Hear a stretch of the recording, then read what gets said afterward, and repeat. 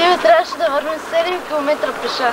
Как можа да го потрошиш този Мерцедес точно на гара Бяла? Можеше да вземем автобуса, но Скорпионът не пожела.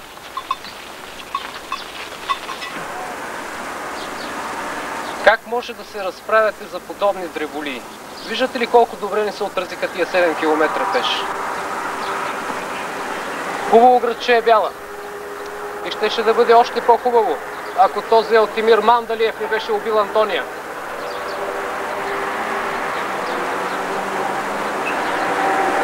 Обичаш много, бе, да? Дали съм я обичал много? Да. Повече от самия живот дори. Да вървим.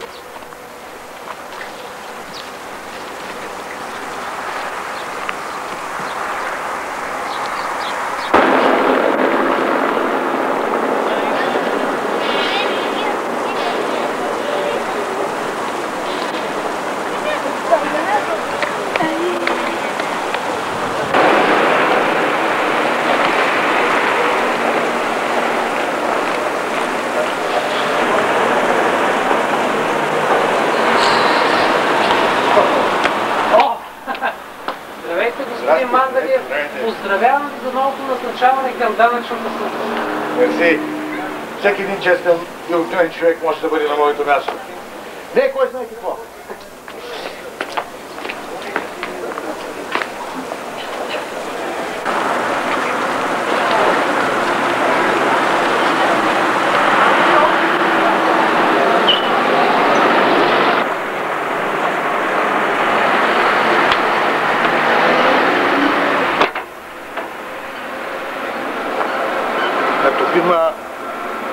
Алтимир Мандалиев. Този шибан гадняр. Ама да е жив и здрав.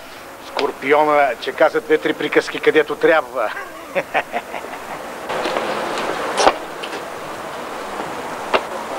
Този пак ли го пуснаха шефовете, бе?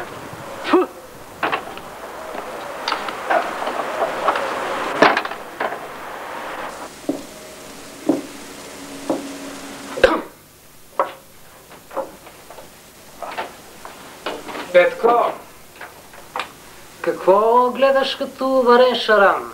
Или може би като каракуда в океан? Аз те извъкнах от кафеза, където 20-те годинки в дранголника не ти мърдаха. Доволен си, нали? Но аз съм беден и с много хора, ти сам и богат. Аз те оттървах от кауша, ти ми подаряваш къщата и хайде от мен да мине, получаваш правото да живееш с батко си Скорпион срещу някоя древна услужичка. Например, да гръбнеш Алтимир Мандалиев. Какво ще кажеш? Дядя Мандалиев! Добре, бе! Нямаш проблем, шефе! Окей! Спри се, бе! Нямах предвид веднага, бе! Тапанър! Седиш тука и няма да мърдаш.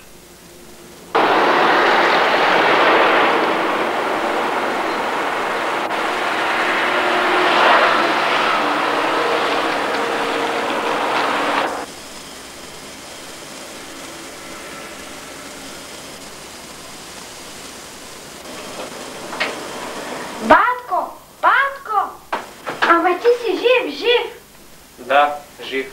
Но аз мислех, всички мислеха, че ти се я давил след като умря кака Антония. Да не би и тя да е жива? Не, тя вече никога няма да бъде жива. Заради онзи идиот Алтимир Мандалиев. И какво мислиш да правиш сега? Ти си. Първо, завладяваме Беленския пазар според нашите приеми. Второ, унищожаваме конкуренцията. Трето, затриваме Алтимир Мандалиев като субект. Виждаш ли как някои хора са разбрали? Я да видим какво ще правим сега, бе!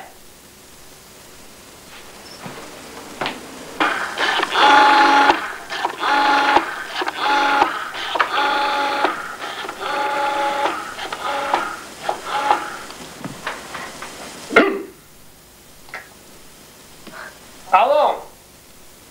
Нагоре! Здравей! Сега, свържи ме с Плевен. Да. Ало! Дензел, здрасти, бе. Я ме свържи с двойката на столетието Данчо и Клара, ако обичаш. Мерси. Ало, Данчо, здравей! Здравей! Абе, с Клара палили ли сте нива скоро, бе? Не сте? Сега ще палите.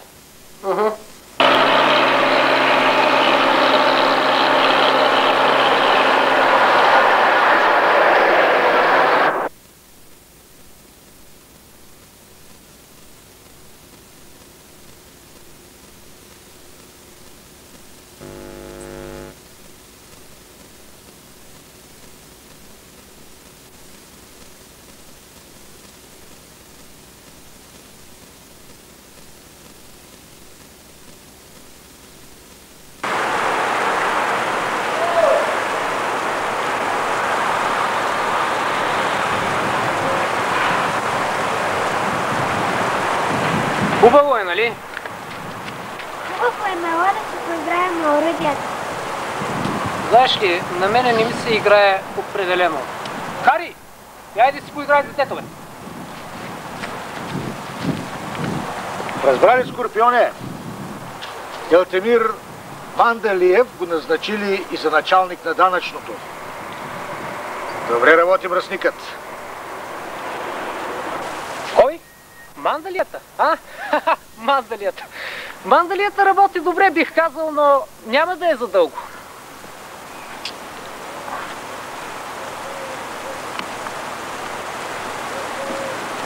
Ало! Ало, Гоше! Здравей! Днес. Добре.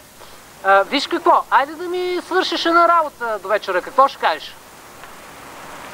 Ами, виж сега, знам, че си ветеринарен доктор, но точно за една такава ветеринарна работа става дума.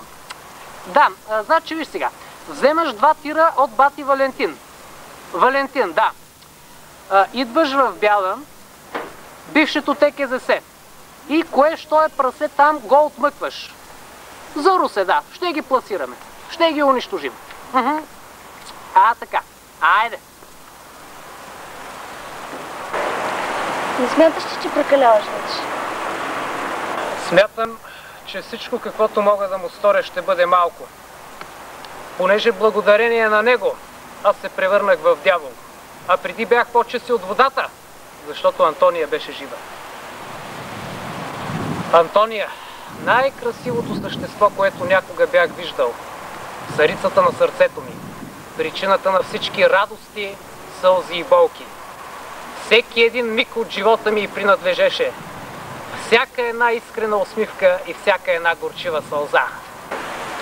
А сълзите бяха много. Твърде много. Само сълзи и любов към нея. Всички други състояния, чувства и прояви сякаш се бяха изпарили. Какво ли и липсваше? Внимание, обич, развлечения, подаръци. Цял един живот моя й принадлежеше, а тя отиде при Елтимир. Загубих съня си. Лицето ми потпухна, а душата и мисълта ми бяха все там при нея. А онзи не можа да я защити от банда келеши и вярвам, че вече е забравил. Алеше, зарежи тая работа. И стига си брънкал като пеленар.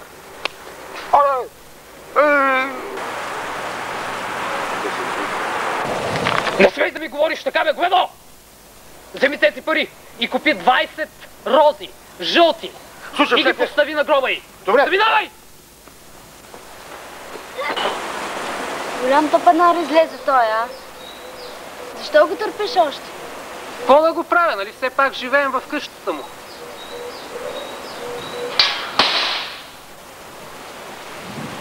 Абе, Хари, как можа да събориш оръдието барабар с танка, бе?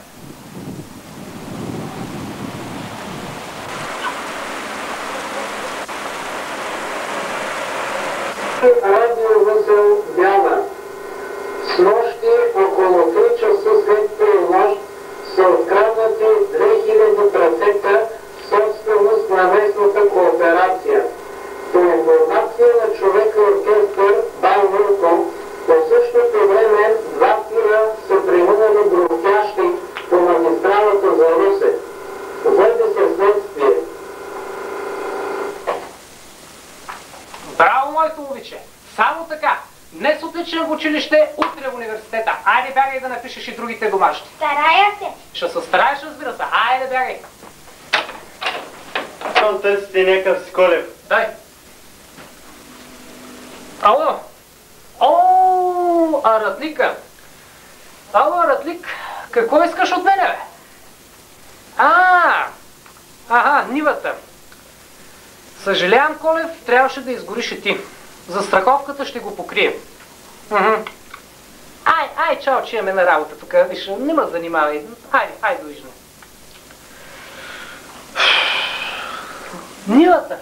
Нивата, молица. Хората изгоряха с милиони, то е нивата. Бате, някакъв се опитва да разбие гаража отвън. Чакайте, бе, много сте гнуви, полека. Как може така?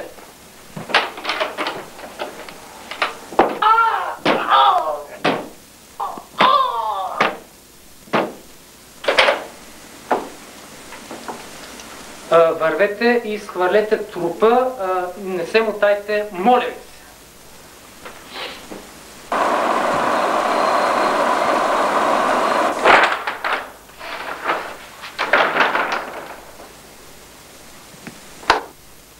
Много си бърз, бе, майсторе. Когато се обадих, кога пристигаш? Нинджа, нали разбираш? Ой. Благодаря. Много се притеснявам за града. Хората ми гласуваха доверието си. Точно сега, когато нещата в тая криза започнаха да се оправят. Слушай, какво ще ти разправя сега. Вярно е, че издигна града икономически, спор няма. Но аз смятам, че можеше така малко да се поработи и върху древните чукундури. Вярно е, че това е наша работа, основно работа на полицията, но, как да ти кажа, не съм болен, трябва да ме разбереш сега. Разбираш ме, нали? Нали ме разбираш сега? Да. Благодаря за конструктивната критика, но не мислиш ли, че трябва да фиксираме вниманието си върху тъй нареченият скорпион, т.е. върху едрата престъпност? Да, но аз смятам, че ние нищо няма да направим в полицията, защото, как да ти кажа, уликите срещу него са косвено-косвени. Най-добре ще е да пуснем в действие точката. Точката? Невидимият отмъстител. Както през 87-ма.